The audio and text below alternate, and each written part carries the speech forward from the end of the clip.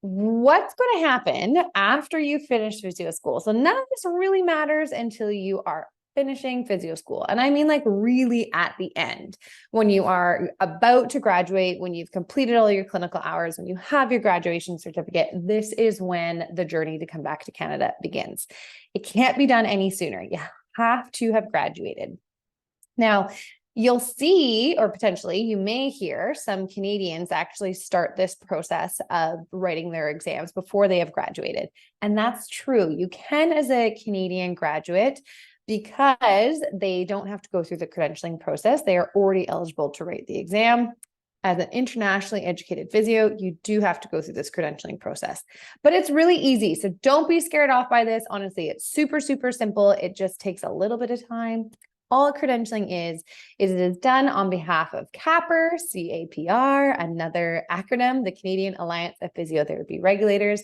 Pretty much what they're doing is they're saying, let's look at your schooling. Doesn't meet the equivalency of physio in Canada, which programs in Australia absolutely do.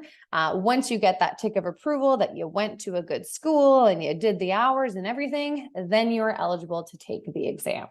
So the credentialing process has 5 different kind of areas that it looks at.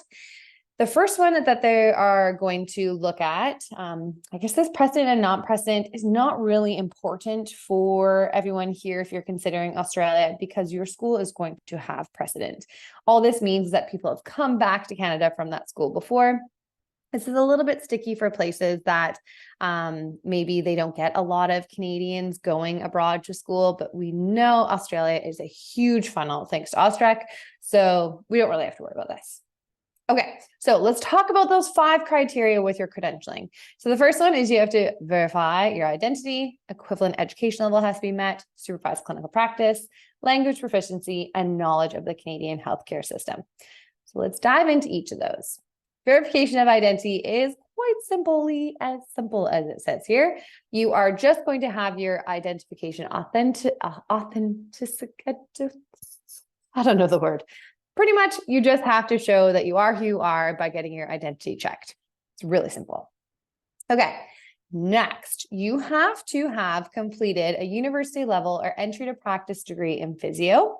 And you must be able to practice in Canada or in your own country with that license or that kind of designation of schooling that you did. So again, this isn't an issue for people who have gone through the OzTREKK program to Australia.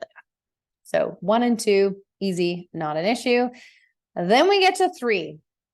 This has been a little bit sticky in the past. I'll kind of pause on this point for a little bit to explain it. But ultimately, what's going to happen when you get into your clinical program or your physio program is you're going to have clinical practice, and you're going to have these kind of longer durations, kind of 5-6 weeks placements where you go and you work as a physio under supervision.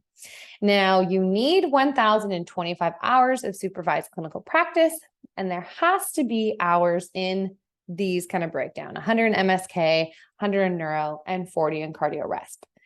I have yet to find an Australian university who doesn't tick these boxes of the 100, 140, okay?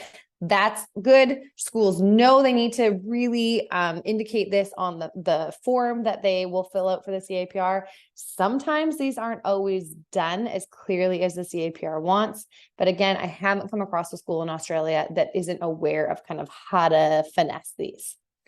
What we do come across is we do have some schools that do not meet the 1,025 hours of supervised clinical practice. I just met with a university 2 weeks ago. I can't remember who it was. Maybe Bond, Queensland. Anyways, they had around 825 hours.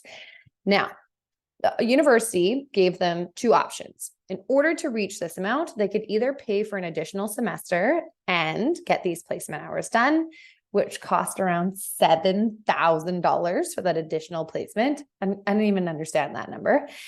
Or they could work and use those hours. So of course, these students are choosing to work.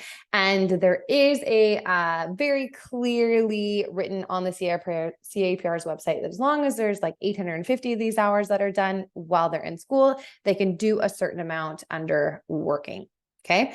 So Don't stress about this. If you do have any questions around the credentialing process that you would want to kind of confirm with the university before going, this would be it. But again, I haven't run across any issues with Australian universities. So if you're like deciding between the UK or Australia, Australia is definitely where I would lean to if I were you, as far as a smooth process back into Canada.